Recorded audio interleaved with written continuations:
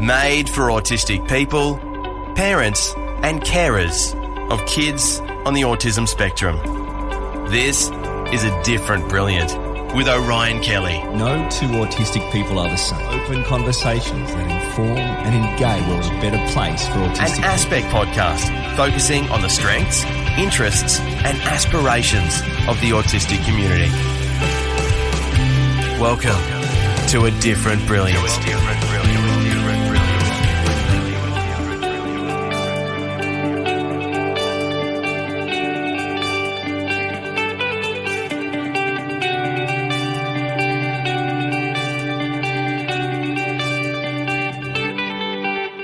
Welcome to A Different Brilliant. I'm your host, Orion Kelly, and I'm autistic.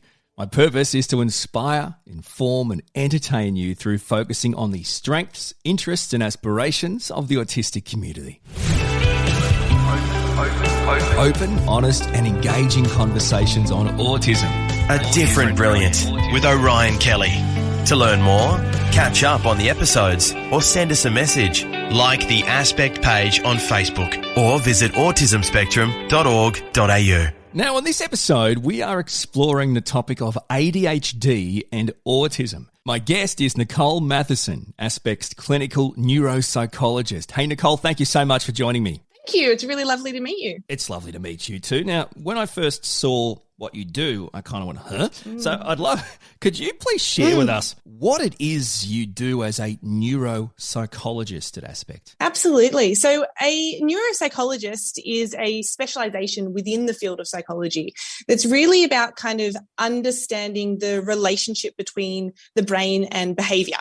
So we look at kind of the cognitive, emotional, and behavioral effects of the brain, and we have a focus on the assessment, the diagnosis, and the treatment planning of conditions of the brain. So basically that's what I do at Aspect, is working as part of that assessment team. So looking at that assessment and diagnosis side of autism in particular, but then some co-occurring conditions as well. I have 7 follow-up questions from that wonderful thing that I can't say. This is so hard doing kind of these kind of podcasts.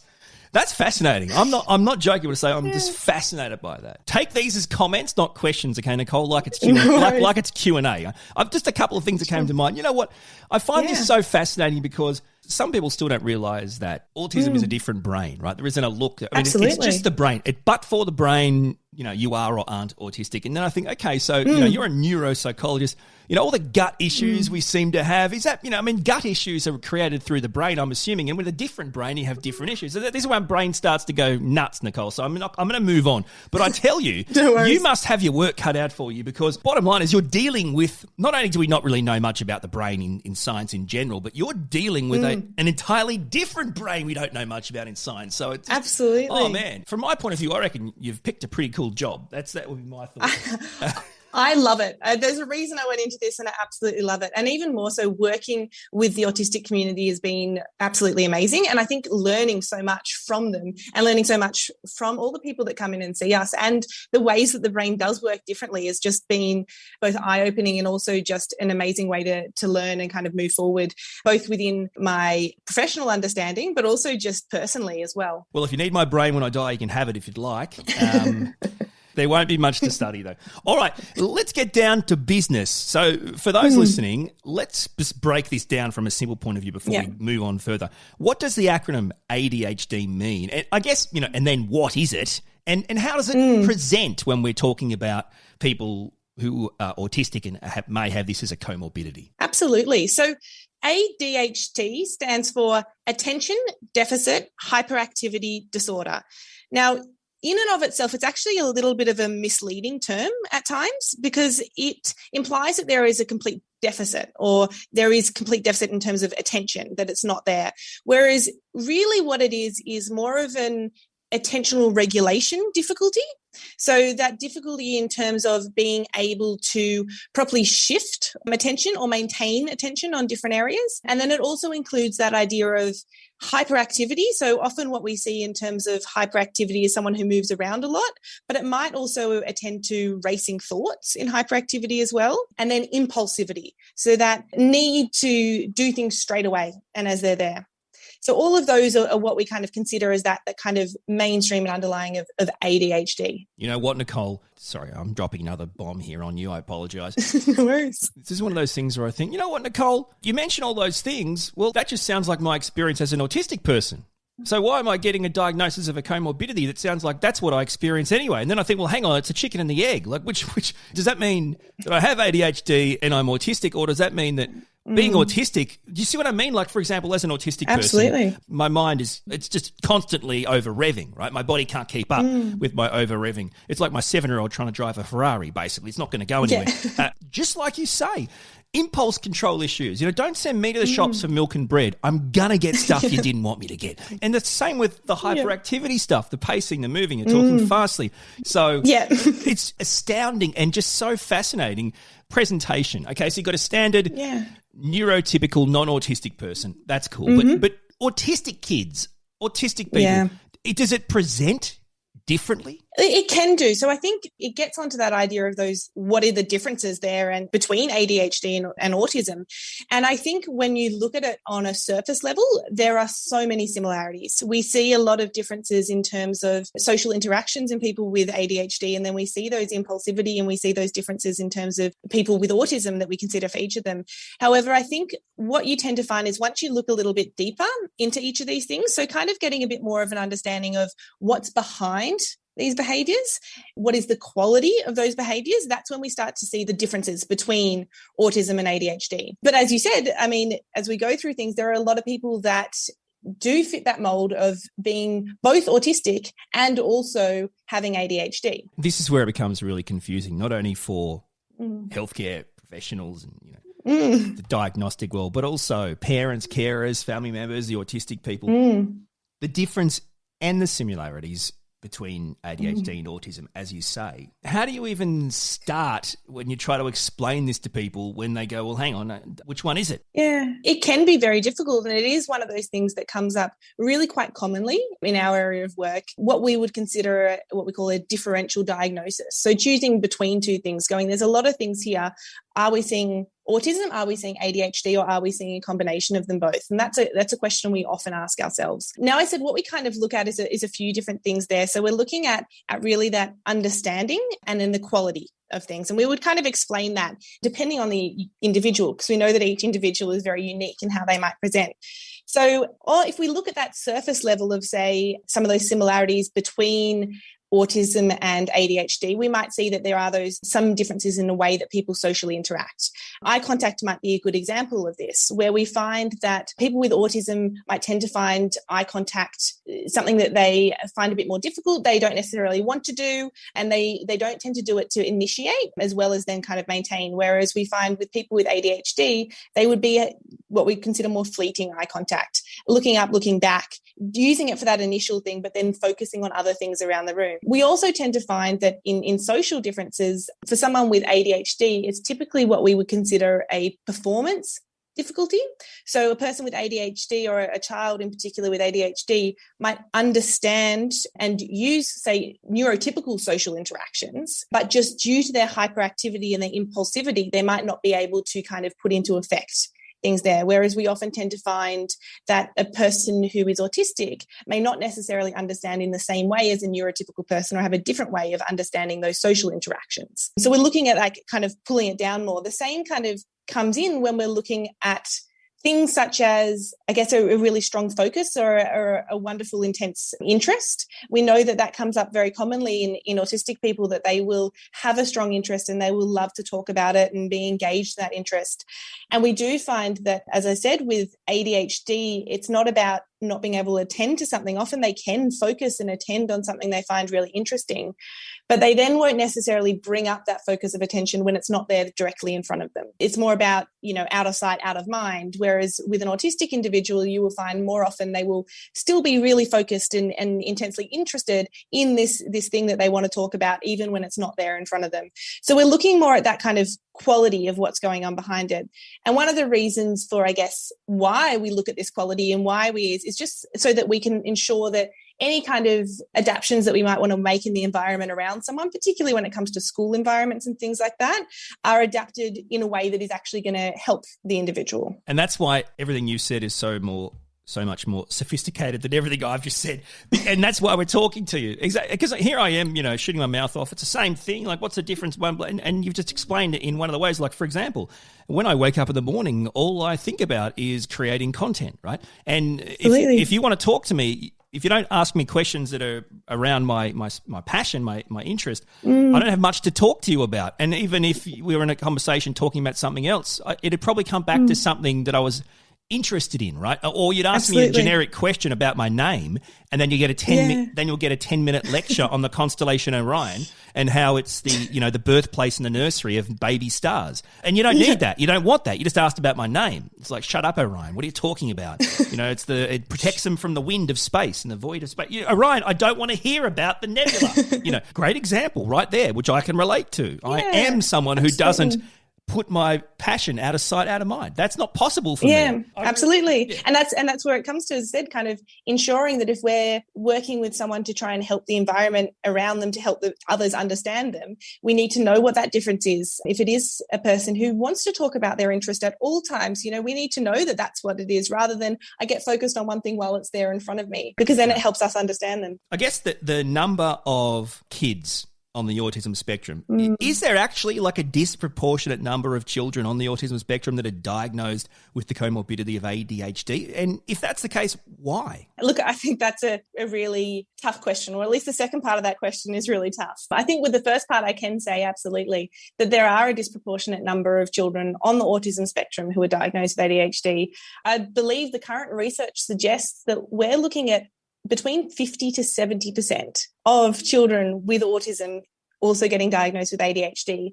Now, it doesn't necessarily work in the same way backwards. So in terms of, it doesn't mean that 50 to 70% of people with a diagnosis of ADHD have that diagnosis of autism, but within the autistic community, there is a very high number of people who are also diagnosed with ADHD. And that is, I think the next question goes to, why is that? And I think that's a really interesting question and a big one, and one that I don't think I'm well equipped to be able to answer, to be honest with you. We don't necessarily know, and a lot of these people I'm seeing are individuals, both children and adults, who do meet the criteria for both. They do have the way that the brain's working and the interactions that fit that criteria, both for autism and both for ADHD. I would love to know more about why that is, but I think it starts to get into the question of why there are some people with autism and why not. And it kind of moves past the idea of we just know it is a different brain, a slightly different way of thinking around things. And I think that kind of question leads into those same types of questions around it. So why is it, what are we seeing with that brain of a person with ADHD as well? And what is the reason for that high number of comorbidity or co-occurrence between them?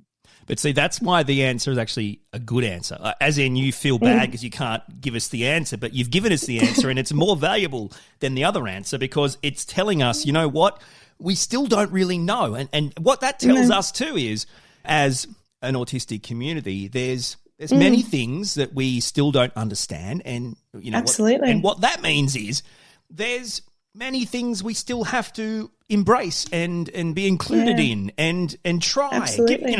You try things to see if they work or don't work, right? It's no different to anything else in life. Dating, whatever, so sports, whatever it is. And I think this is another one of those things where I guess it comes down to you don't really find out the why to some things ever. But you at least know, because of that, better, more targeted ways of assisting autistic kids and also, parents and carers. And the absolutely. What talk about a brain bender, how it's like the 50 to 70% of autistic kids have it. But kids that get it doesn't mean that they're autistic. It's such a brain bender. It's like the chicken and the egg kind of thing.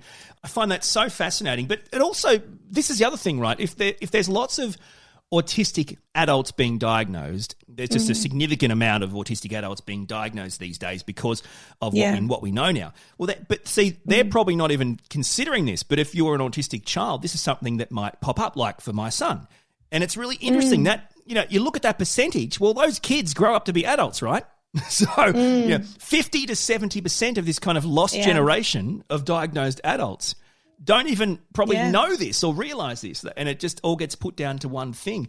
I guess the sheer complex nature of your work, of this kind of diagnostic area. It blows my mind, the comorbidities and the stuff that you you do, I don't know what to say.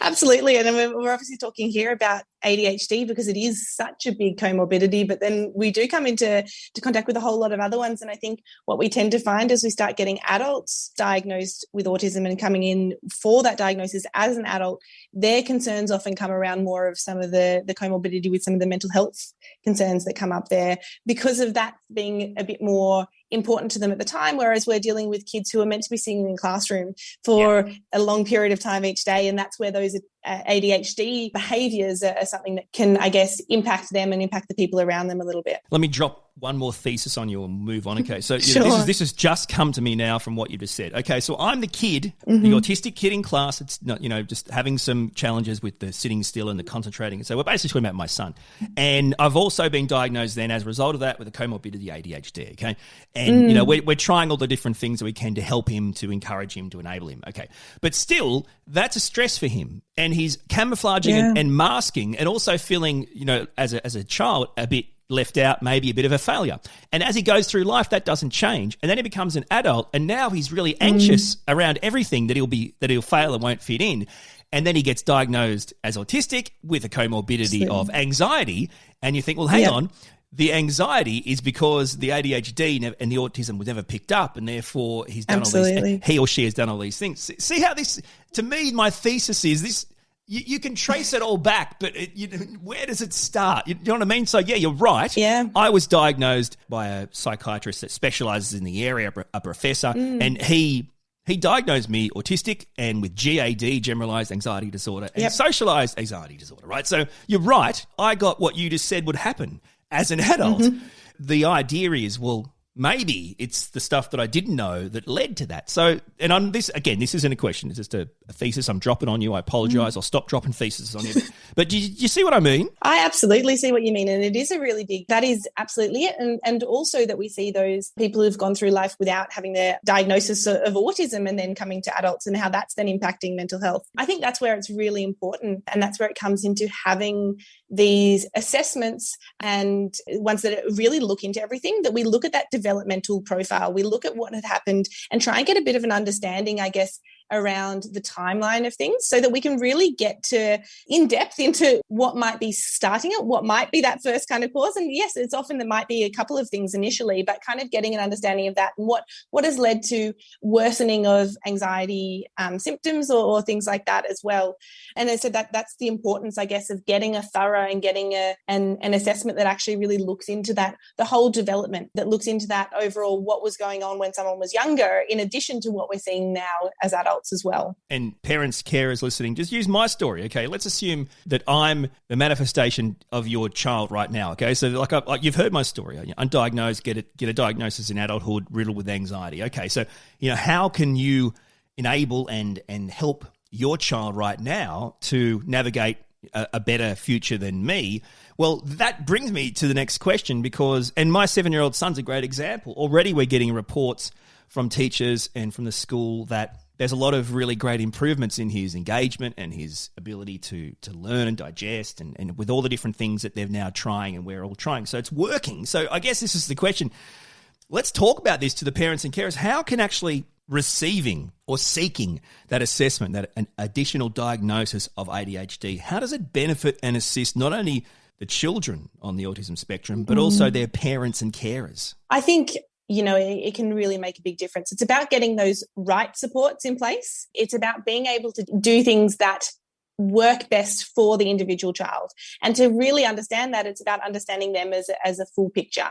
And that is about understanding if we are also looking at the way the brain works a bit more in that ADHD way, in addition to that autism going on there. And the earlier that we can do it, the earlier that we can understand the child, the earlier that we can make any adaptions that need to be done in the classroom, the less likely there is to be a gap between them and their peers. If we can get these things in place, they can continue to learn. We know that a lot of these children have a really fantastic ability to learn, but they're getting stopped because of these things that are more to do with the difficulties that come up with ADHD. And if we can get on top of those difficulties earlier, we won't see that discrepancy in them learning, and they can stay with their peers, and we won't be seeing that big gap, the gap that kind of continues to widen and widen if we leave it for longer and longer. And I think not all parents and carers listening it's just factual, have the privilege of being able to enroll their child in a autistic-specific education or school. It just isn't the case. Not everyone has the privilege of being able to see amazing people like yourself. But I think what's important is everyone has the ability to see a professional and get, just like you said, the kind of supports and structures that are right for your child. You know, you have to advocate. It's not like it's just easy, but there's actually light at the end of the tunnel, and it's being positive on my own son's mental health and confidence, and you can see that these things are helpful. Even just the idea that he's able to just leave the class and go outside for some fresh air and come back. I mean, that helps as well, right? And I just hope that parents and carers that listen, especially parents, don't get too caught up in adding labels, the idea of the weight of adding further labels. These aren't labels. These are ways of highlighting new opportunities to continue to improve the quality of your child's life. Absolutely. And it is a big concern a lot of parents have around those labels and coming in and feeling like we're doing more to kind of mark out their child as being different. And that's obviously not the aim. The real aim is, as I said, to understand the child as an individual. And the more we understand around them and how they fit in these different categories can help us with that. But I completely understand it. It would be very difficult as a parent. You get these different things from different areas, but sometimes, and unfortunately, these labels are needed to be able to access some of those supports, to be able to advocate properly for your children. These labels can be really important for that. To me, they're not labels, they're discoveries. Or look at it like this. Yes. I wasn't diagnosed as autistic. I was acknowledged as an autistic person.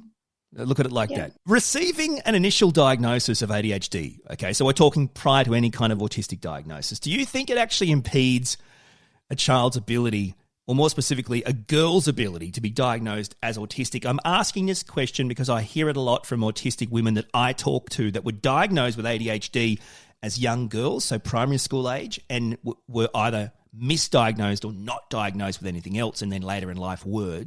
Is that something you're familiar with, that idea? Oh, absolutely. Yeah, I think it's a really, really good question. I think what kind of comes into here is that no, it should not be impeding a person's ability to then get that diagnosis of autism. But that's when it comes to really having these assessments and seeing someone who fully understands the neurodiverse population and getting assessments that really look into these, because we spoke about earlier those where we can see those distinct differences between ADHD and autism. And I think it comes about getting an assessment that can look into those distinct differences, seeing people who understand that.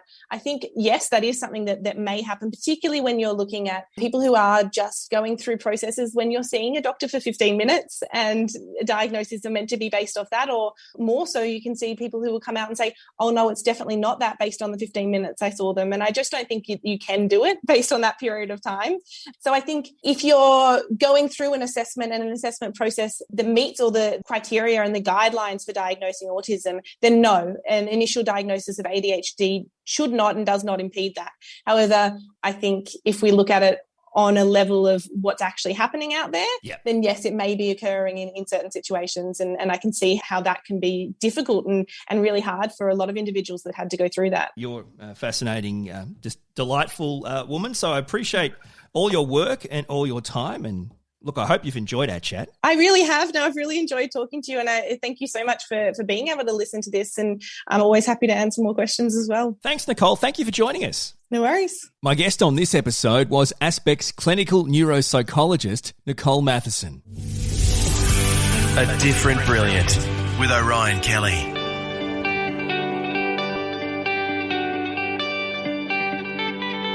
Thank you so much for listening to A Different Brilliant. I really do appreciate it. Now, if the episode has resonated with you, please share it with your family and friends so we can reach more people. And if you'd like to continue the conversation, just like the Aspect page on Facebook or visit autismspectrum.org.au. Hey, you're also welcome to send me a message if you want via my website, orionkelly.com.au. A Different Brilliant is an Aspect podcast. Executive producers are Lisa Cassidy, Dr. Tom Tutton, and Julie Fenwick. I'm Orion Kelly. Thanks for listening to A Different Brilliant with Orion Kelly, an Aspect podcast on the strengths, interests, and aspirations of the autistic community. Our door is open anytime. So like the Aspect page on Facebook or visit autismspectrum.org.au. My aim make the world a better place for autistic people.